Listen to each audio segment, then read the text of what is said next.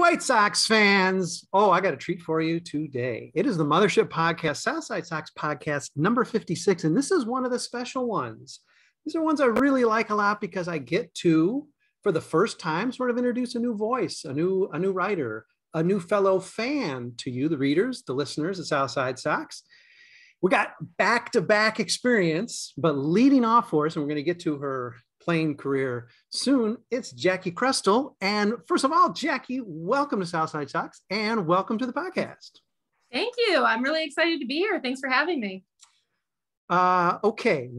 I haven't asked anybody, I've done maybe a handful of these, and I haven't asked anybody this yet, but I'm going to ask, I might be putting you on the spot. All right. So when I bugged you and said, Hey, Jacki, I'm somebody you don't know, but would you like to maybe be a writer or do something for something called South Side Sox? What do you think?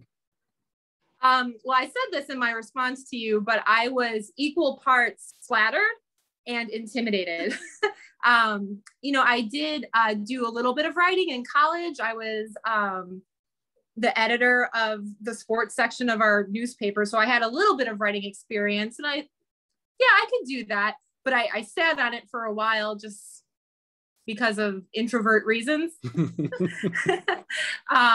But other than that, I was more just excited because I spend a lot of my time talking about the White Sox anyway. So I'm excited to get to know the team. I'm excited to get to start writing. I'm ready to go. I'm ready to go. I like the way you're downplaying experience. Like, oh yeah, I was just in college. I was just like the sports editor. It was a small what college, I'm doing. Brett. It was a small college. So it was like a single sheet, like taped up in the bathrooms. Okay. Pretty much. Okay. See, we're getting to know each other on the fly. And that's what's great about these podcasts. There is no editing. And of course, you listeners and occasional viewers are aware of that. Okay. So definitely glad you followed your better impulse and said, hey, why not? What I got to lose? I'll say yes. And to be honest, Jacki, there's some ulterior motive here because you were an ace pitcher. And I think we may need you on the squad. So tell me a little bit about your playing career, because I've just casually, I've seen some clippings and some headlines and some highlights. Yeah, that happened last night because I found out that Colleen Sullivan, another contributor, went to my rival high school in my district. And she played fast pitch softball. I played fast pitch softball. We're about the same age. So we found out that we played each other. I thought that was fun. But no, I did play softball. So I always tell the story that my dad, who was a baseball player, not professionally, obviously, but he had 3 little girls and he did not know what to do with us. So he did the only thing he knew, which is to teach us to love baseball and rock and roll. And that's probably why there are guitars in the background. And I'm on a podcast talking about the White Sox. So anyway, we all played, my sisters and I was the best one. I'm just saying.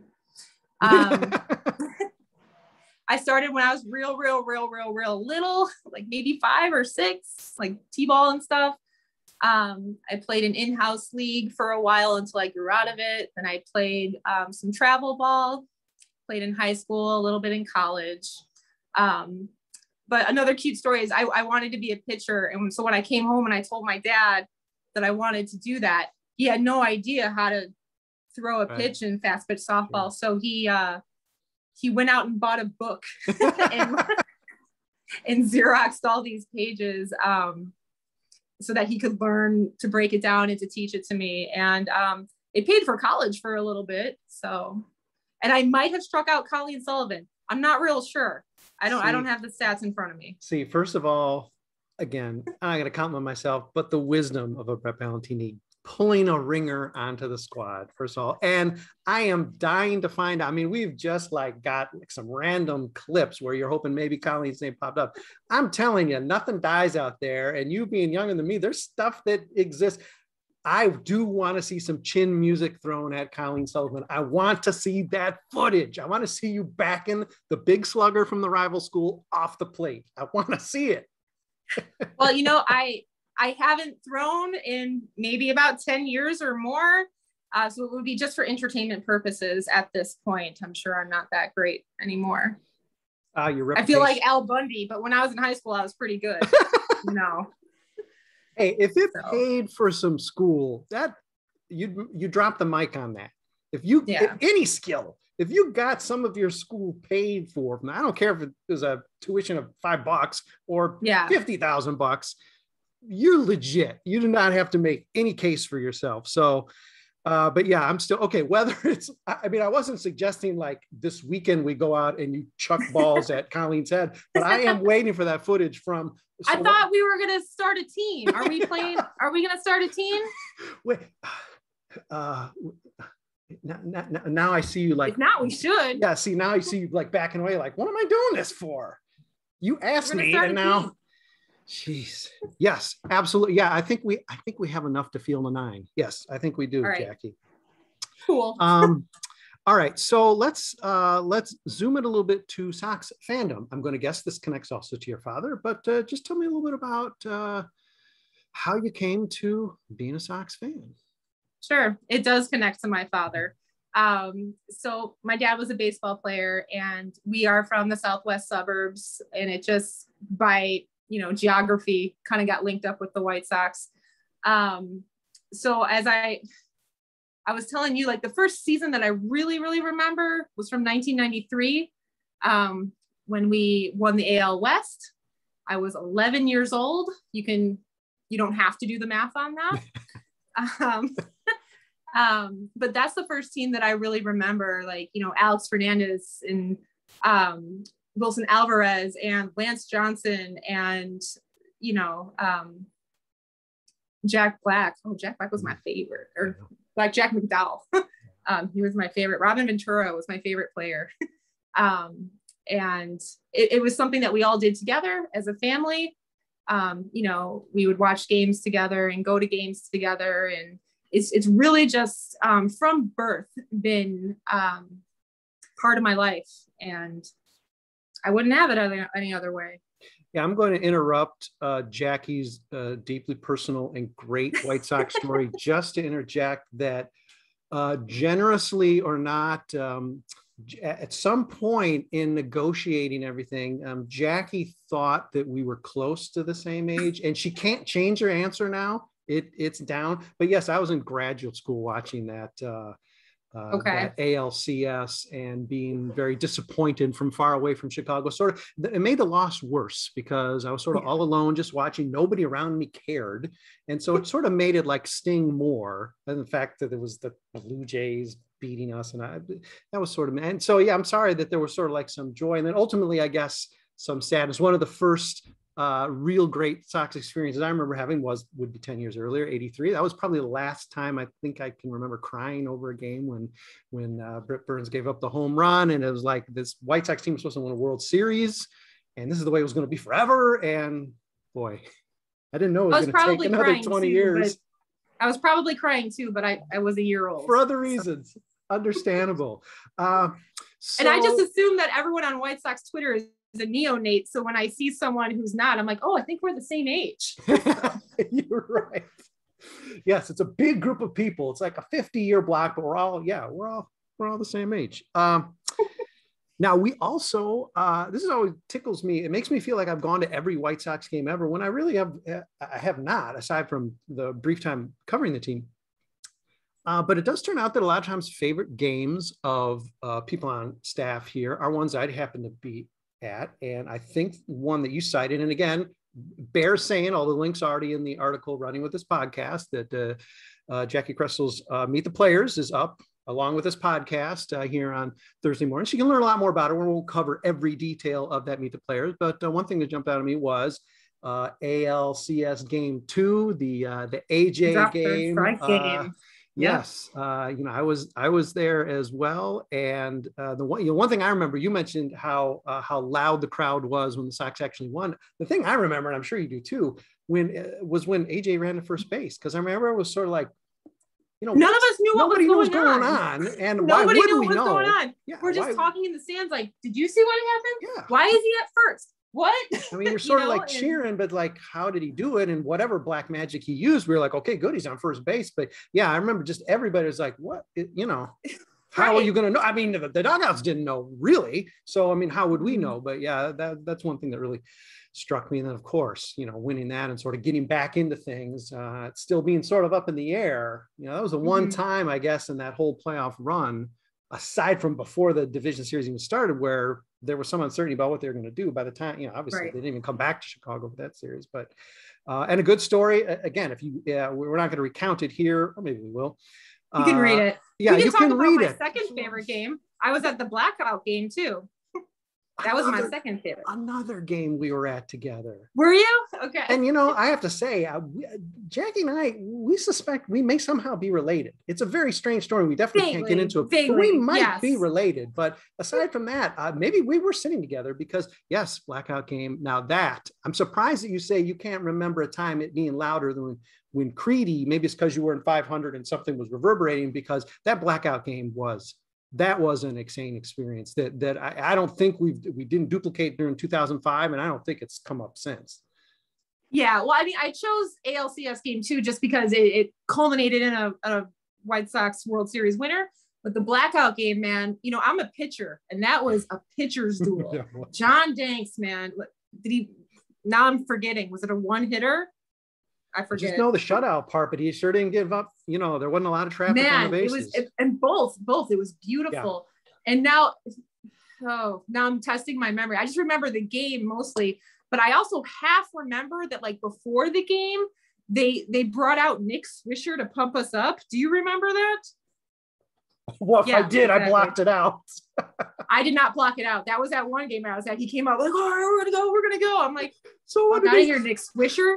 So what did they tell him? Nick, you're not playing today, but we want you to earn your salary. So go ahead and cheerlead. I don't know if remember that. No, my memory is blurry. I'm pretty sure it was that game, but it was one playoff game that I went to, and they trotted out Nick Swisher to pump up the crowd, and we were all just like. I can't, knowing that now, Jacki, unless you've completely hallucinated it, knowing that now, I did not hallucinate it. I am shocked we won that game then, knowing that the Nick Swisher curse was laid on the team before the game. It was one of those games. I mean, it was a playoff game. So that was a play-in game, but whatever. And the thing I always like talking about with that Blackout game was just how it was it's not just 2008, but it was really of a different time, because you had this spontaneous idea. Somebody came up with in front of us, hey, let's make it a Blackout game. It's not something they'd done before. And it was spontaneous enough to the point where there's no branding on the towels. They literally like knocked over a Bed Bath & Beyond semi and like stole 20,000 towels. Here, take your plain black towel and wave it during the game. I still have it. It's sitting right over there. Yeah, somewhere in that closet is my little black towel. But it's so quaint, especially coming off the World Series had those ridiculous sponsored thunder sticks, and then they had the stocks. So I have the stocks that said Rally. It's in the same box. So yeah, the fact that there was just this plain black towel, really as if like Scott Reifert or Brooks Boyer just went went to Bed Bath & Beyond and said, just give me all of them. What size you got? Okay, just a washcloth size. Oh yeah, give me those. We gotta have some. The game's tonight. Yeah. But Boyer's probably sent Swisher to go get him. I don't know. You've irritated everybody. What else? Everybody sort of hates you. You're not playing tonight. Nick, go earn your keep. Robin Ventura as your favorite player. Now, again, as a pitcher, I could definitely see the blackjack thing because he was a badass also. And again, somehow I've made you into this headhunter who's like chucking high and inside. You may have been, but I've just in my head. Okay, in my head, I've just been like, she's a badass. So, so I could definitely see a connection there. But Robin, just like steady, like quiet confidence, obviously a great Hall of Fame caliber player. But what jumped out of you about him as your favorite player? Steady. And I came to fandom right as he went on his string of winning a bunch of gold gloves. Yeah. And I'm a person that appreciates defense over than offense, although he had offense as well. Mm-hmm. I don't know. And that I kind of like that, quiet lead by example type, like the Robin Venturas, the Paul Konerkos of the world, because that's kind of how I was as a player too. Like, you don't really need to, I wasn't too flashy. I was just, I went in and I did my job and I did it well. And that's what I saw in Robin. And I think it was just his defense. Cause I came to fandom right after he was winning all 3 of his gold gloves. Well, spoken like a he was true, good, man. He was good. Yeah. Spoken like a true pitcher. Appreciating. I need the defense to be there behind me. Yes. I need the defense to be there, man. Now let's not ignore, I'm guessing, again, I certainly back then wasn't paying attention enough to Chicago prep and college fast pitch softball, but you were hitting as well. You weren't DH4, right? So how's the stick?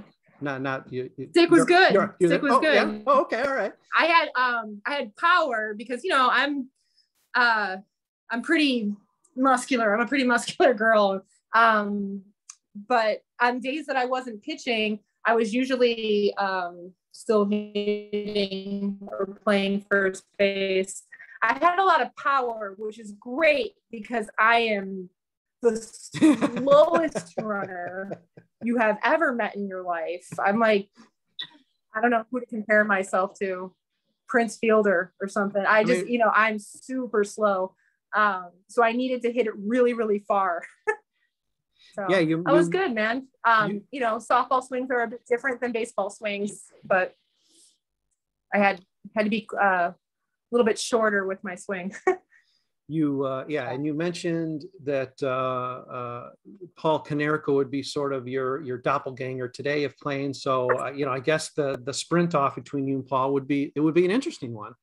We might have to be real patient. We might have to be really patient. It would be close. He'd probably win because he played more recently than I did, and I don't like exercise that much. But he would probably win. But it would be close. I would give him a run for his money. Did the Robin Ventura managerial experience affect you in any way? Are you able to separate him as the great Gold Glove player to the manager? No, I am completely able to separate his playing time from his time as manager. We all knew what the team was at that point. So I wasn't really expecting him to pull a rabbit out of his hat. He just did what he could do with what he had. And I'm very able to separate the playing time from the managerial time. He was just a placeholder. And I think he knew that. I think we all did. Yeah. But it's funny, you sort of link Konerko and, Ventura just in how we've been talking about it. And, it's sort of funny that before they went to Ventura, which it did sound like they had to do some persuading to get him to even take the job. And obviously he wasn't just in wait at like in AAA, like waiting for his chance. A guy like Sandberg seemed to be just like salivating after over becoming a major league manager. And Ventura was like, don't bother me. I'm at home with my kids. But Konerko was the guy they asked to like be a player manager before they asked Ventura. And White Sox are always innovative in ways that maybe you don't actually ever want to talk about. And so I'm here to just remind the White Sox. When has the player manager ever worked outside of the movie Major League? Yeah, I mean, years and years. I mean, I was Lou Boudreau way back for Cleo. I mean, it's happened. I mean, the last time the White Sox did it was Don Kessinger. Those were not good teams, and those worse teams than the Robin Ventura team. So, I mean, it's Roger Dorn of the Cleveland baseball team brought them to a pennant, I think. In the movie Major League. There you go. He was a player manager. There you go. And so it just happens in movies. Apparently it really just happens in movies. All right. That's probably where it should be kept. But and to Konerko's credit, I think he said you're really even more than Ventura said, you're really joking. You have to be kidding. But well, I think maybe that takes care of, I guess that gets everybody the back of the baseball card on Jacki Krestel. So we're going to take a quick break. We might dip back into her bio. Something might pop into my head. So, don't hold me to it, but we're going to take a quick break, come back and talk 2021 White Sox, because that's what we're all here for. And we'll be back talking about that in just a minute. Hey, that minute is up. We are back with one of my favorite types of podcasts. Of course, the Mothership podcast, because I get to yak throughout it like an idiot. As always, 56 times now. This is podcast 56 for South Side Sox. And with me, the lovely, delightful, and don't crowd the plate on her, it's Jacki Krestel. We've got a little bit of background on her, how she came to White Sox fandom, how she came to South Side Sox. That's been a fun first half. Now let's talk about the 2021 Chicago White Sox. I think circumstance here in early August better than anyone's hopes could have possibly been. I know definitely outpaced my hopes. But to this point, commanding lead in first place does seem like they could just cartwheel their way to a division title at this point. How are you feeling about the team, and how surprised are you at where they're at, Jacki? I'm not surprised at all that we're good. I think we all kind of knew that either this, we came together a little bit in 2020. I think we all knew that it was starting to come together and that we were going to be good, and if not good, fun to watch, man, fun to watch. So I'm not surprised at how well we're doing. What I am surprised at is how not well the rest of the division is doing. I thought it would be a little tougher than this.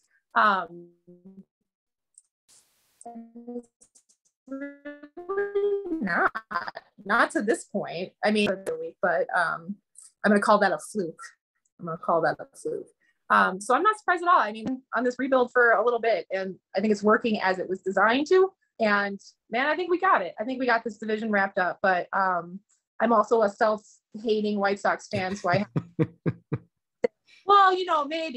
maybe something could happen. There's a chance, sure. North side when losing streak, maybe that'll happen to us. I don't know. Yeah, I mean, at this point, they're 500 the rest of the way, and they're winning whatever it is, 90 games. So, I mean, come on. It's going to be hard to screw this up. Pretty confident at this point.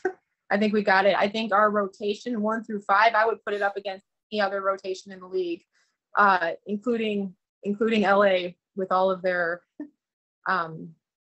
fanfare and pageantry.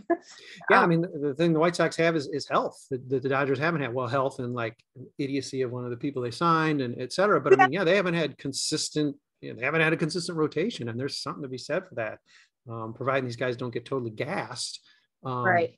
The last, remember that happening? 2005? Yeah. When the pitch carried us the whole way. No kidding. Rotation the whole way. No kidding. Because anecdotally, what I see from the offense, it's always just next guy up. We've had a lot of injuries, soft tissue injuries. Yeah. And, when Luis went out, when Yaz went out, when Eli went out, we were all on Twitter crying into our drinks because we thought that was going to be it and this was going to spoil our chances. But it hasn't. It's so, I've been delightfully surprised by people that have come up and helped us, whether it's Yermín in April or recently, Goodwin, Hamilton, Sebi Zavala, I'm pleasantly surprised by the help that we. Yeah, the overall amount of, say, like player games lost, I'm sure is no more than the average team. The fact that the White Sox have been hit with this, all the pitching has basically been healthy, and almost very few of the hitters have pretty much been intact all year. Like Yohan Moncada, the guy who wakes up and is wincing out of bed, is the one guy who's like been, it's coming off of coronavirus, has been one of the few steady and healthy guys. I think that balance is so weird because you look at the offense and you think, we may not live to see the end of the season. And then you look at the pitching staff and say, you're knocking on wood left and right, but it's like, wow, this is, not only are they great, but there's not a nick on them. And that balance, you look at Minnesota, they've had some offensive players out, they've had some pitchers hurt, and most teams I'm sure are that way. So that's what's made this so strange. And I guess, not because I'm just talking to a pitcher here, but if you really did have to choose which category you want, not that we knew guys were going to step up out of the blue, Billy Hamilton was going to be a factor for this team in some way. But if you had to choose like legit health, you would want it in your pitching staff, and specifically your starting rotation. And the White Sox have had that in an extraordinary fashion. My dad bought me a sweater one year that said hitting wins games, pitching wins championships. So that's what I say about this White Sox team. It's like, the hitters have come through, with clutch hits from time to time, but pitching wins championships. And I like that he pulled something from that book he got all those years ago for your fast pitch training and put it onto a sweater like 10 years later. That's pretty cool. Very crafty, your dad. Yeah, I agree with you too, to point out, it's not even so much the surprise of the White Sox and their performance, but it is the rest of the division. We knew the division was going to sort of suck. I don't think any of us thought Detroit would be like the legit second best team in the division, which is very, very faint praise. I mean, Minnesota, I struggle to think of a season for the White Sox where I would have been as crushed as I would be now if I was a Twins fan. I'm sure that season exists. I must have blocked it out of my memory, but to go in thinking you are go in as the division favorites, and then this slop out of the gate. I mean, they didn't even tease their fans for like a month. Out of the gate, just being a train wreck. Their run differential is like negative, I don't know, 10,000. Really, I think that's accurate. How the mighty have fallen. Yeah, it's delightful. it's delightful. I'm enjoying it. Yeah. The look ahead, I suppose, I guess the one thing we're in danger of doing, and naturally, because let's face it, jinxes are ridiculous. Let's just look at this legitimately, that the White Sox are going to have to work really hard not to be the division champions. Now, whether that means they're going to be the top ranked team in the AL or the third ranked division winner remains to be seen, but just propelling ahead to the playoffs. What do you think has changed about this team that will make them better set for the playoffs than a year ago, aside from the sort of strangeness of the sneeze of the 2020 season? What makes you more confident maybe going into the playoffs this year, Jacki? You mean besides like the 10.5 game lead? Let's assume they're there. But I mean, once we're there, Giolito had that. He was flirting with like a perfect game or no hitter in game one. And then boy, it got ugly from there. I guess the easy answer is the rotation, but it's just another year under their belt, or? Also, there is a new pitching coach. I don't know how much he's had to do with that, but I don't know if Ethan Katz is, the cease whisperer or something. But I don't know, maybe, who's to say? Definitely like you said, like a year under the belt would be helpful, just as, guys kind of get their kinks out and work things out. And man, what's going to help us win in the playoffs? It's definitely going to be the rotation. And also, since we've added a bit to our middle relievers, that's going to help take some strain off the starters. That's going to keep their arms hopefully from dying before we don't need them anymore.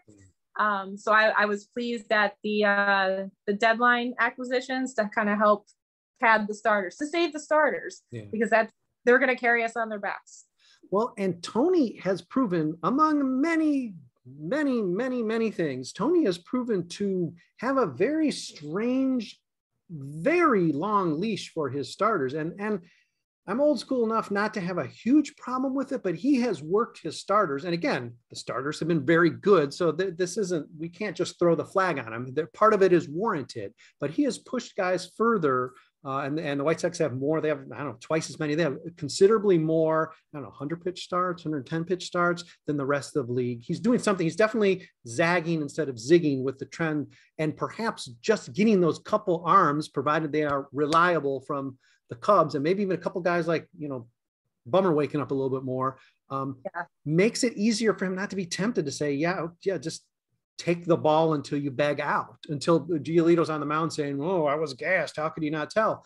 But he should have been gassed in the seventh. And I'm not even going to begin to try to understand Tony La Russa, because I don't. Now wasn't a super big fan of that signing, but it, you know, it is what it is. It's going to be okay. We're going to be fine. I'm not a hater. I'm just not a lover, you know? But like, I was at that game and Gio was gassed by the 7th. Like, it was almost, I was projecting, you know, I was like, man, like, look, it's written all over his face, all over his body language. What are we doing? What are we doing? What are we trying to prove? Like, there's a point where you leave a guy out there to make him wear it a little bit, you know, if the game's on a, you know, but not, I didn't. And that was a tricky moment in this season too, because you didn't really know what the motivation of this team was. You have Giolito coming out afterwards saying that he was clearly gassed. And, you know, I am absolutely not one who wants to defend Tony La Russa in a public forum, but this was maybe the first time where I actually thought, well, now hold on. Katz was out there for a meeting. Grandal is his catcher. He had a meeting with him. There's a bunch of guys in the dugout. He's on the mound. I know he's not supposed, he can't hold up a colored card that says, I'm tired, can you please take me out? But to just throw Tony on the bus, even though obviously the buck stops with the manager, I thought, geez, man, they're really sort of itching to fire him here because, you know, there were a few moving parts there that didn't just fall to him. Yeah, no, I'm not blaming Tony for that. And I just, like you said, with the long leash, I'm hopeful that we'll get a little better at telling when exactly to throw the hook, because I want those arms to be as fresh as they can, you know, come October. I want them to be there. Rodon telling me that his arm's dead on October 3rd. You know? Yeah. So, hopefully we got a better bridge from the starters to, you know, Kimbrel and Hendricks with those acquisitions that we made, or like you said, maybe Bummer or Crochet. Stepping up a little bit there. It's a terrible way to say it, Jackie, and I'll say it. Tony needs someone to take the keys from him. And having this strong bullpen allows that. It gives them the flexibility. That's probably a more positive way to say it, Brett. But get that dig in. Get that dig in while you can. He can, you know, he can be a little bit more lax. I don't know how to put it. I hear what you're saying, though. Like, I don't want to be a Tony La Russa hater, because I really just don't want to deal with the That's okay. I'll take the hit. Jackie's cool. I'm taking the hit. But let's talk quickly, I guess, before we wind this up, Jackie. Let's talk a little bit about that trade deadline, and less what the White Sox got, because we got two very legit bullpen arms, got a second baseman. Okay, all that. Let's say that's place marker stuff. Bullpen definitely takes a step forward. Let's talk about the loss, the significant loss, and not to overlook Cody Hoyer, because that's a significant enough loss, although this season not performing as he did in 2020. But Nick Madrigal, where were you at with Nick? How do you project him as a player? Does it hurt to see him go? Nicky two strikes. I will miss him. I was telling my friend that the last game I went to, as I was leaving the ballpark, Nick Madrigal was leaving the players' parking lot. And like, he kind of rolled down his window and said hi to some of us and politely waved and smiled. And I didn't know it was going to be goodbye. No, I mean, I'll miss Nick, but I think Cub fans will like him very much. You know, I don't know, Cub fans liked Mark La Russa and Darwin Barney, so it's not a very hard standard. I was okay with what we gave up. I was okay with what we gave up. It will hurt to see Nick go. I liked him too, but getting Kimbrel showed me that my GM was interested in winning now. And Nicky's more of a long-term thing, and you know, who knows? When is he a free agent? How long has he been up? I don't even know. Maybe we can get. It's going to be a number of years of control they have. But who's to say he would still be technically, for a guy that they say is going to play till he's 45, he's going to get 4,000 hits or whatever. He'll just be entering his prime by the time he's freed. So there's nothing that says he can't come back if somehow there was that pressing need at second base still on the South Side. Sure, but also, I don't know. I was okay with it. We're gonna be fine. I liked the additions. I liked the aggressiveness, and Madrigal's also been he's been hurt a lot. So who knows?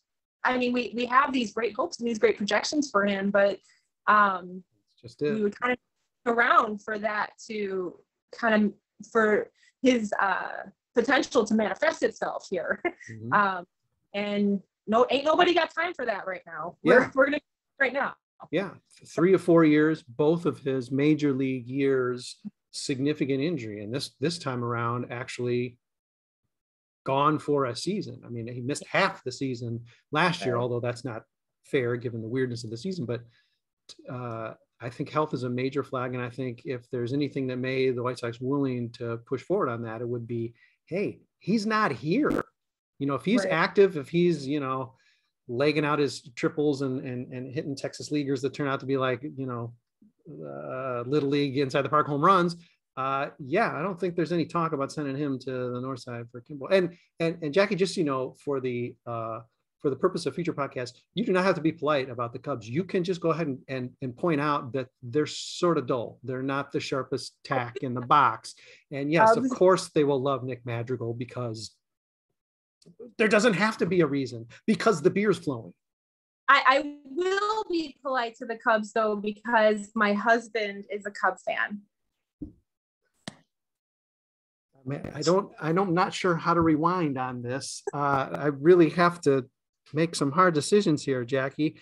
No, of course, many of us have loved ones, friends, former friends, former spouses, former parents who are Northside fans. I do understand. The thing I've noticed about most people on staff here, and obviously it would work out this way because they're on a South Side Sox staff, not on a Northside Cubs staff, but whenever oftentimes there's this division of a parent is going one direction, another parent's going the other, not always unified. And I always have a special place in my heart for the parent who guides a child to the right side, to the light. And your dad, of course, is a hero of mine for doing that. My own father did the same thing. There was no division in my household, but that's because my mom didn't care, so that was an easy one. But yeah, whenever there's that conflict, I always like to know that it is possible for the Sox side, the right side, the side of truth, to rise up and win, because I'm sure too often it doesn't always work out that way, and my heart breaks for those kids. And I'm hoping that your own offspring is learning the right ways. Is there a conflict here? Are we really going to have a talk, Jacki? No, my husband and I do fight for control of the daughters. And I want to say, it's funny, when I was single and I would think about, I always said I was very serious that I would never date a smoker and I would never date a Cubs fan. And I was very serious about that. But the universe has a very good sense of humor, because the person was both of those things. Oh my. And smoking, I don't think I'm going to get him to kick the other one. So. Yeah, geez, at least 1 out of 2. Yes, at least 1 out of 2. Well, I mean, listen, there's a lot of good years. In theory, apparently, Jacki, we have a window. So in theory, there are a lot of good years to come. There is room. They're going to be coming of age right when we are good, fun to watch, way more accessible than the people up north. So I have a chance. But I'll get our comeuppance, Brent. So I think they just probably won't like sports at all. That'll be my comeuppance. Maybe. And listen, Mr. Jacki, there's room too. We're not, we're snobs. Yeah, I'm a snob. Yes, because I got something in between here. The ears, that's where it is, or up here. But there's room. Listen, the Reformed, we will accept the Reformed. It's all right. We can talk. I don't know if I can do it. I tried. He'll come to games and he'll be fine. He won't be a jerk about it. He doesn't break out a rash. There's no hives or anything. Okay.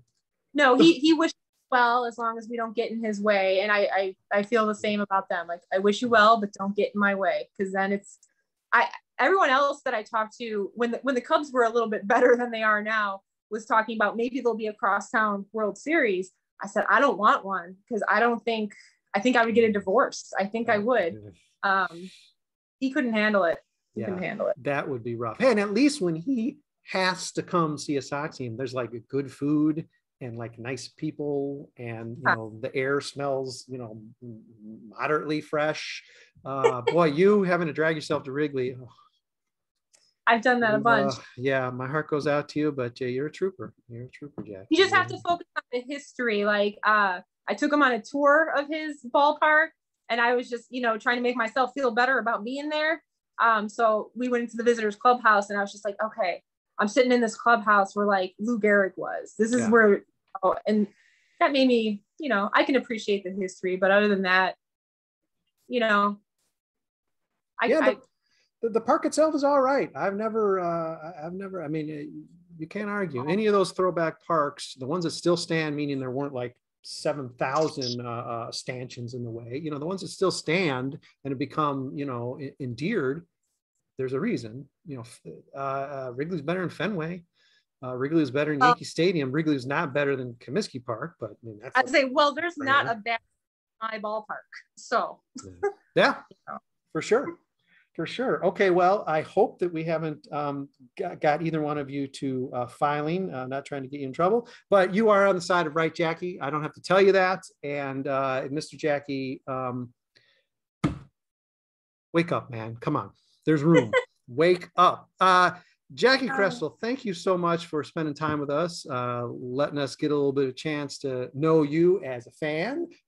Jackie, we do not really have a designated role yet, but perhaps as soon as Sunday, going to be perhaps doing a little bit of writing. So she's going to be jumping in as soon as possible. And you've listened to her on this podcast, so she knows her stuff, sharp, fun, feisty. And if nothing else, she's going to pull down one of the guitars and just jam a power chord if she's like got a little bit of like writer's block.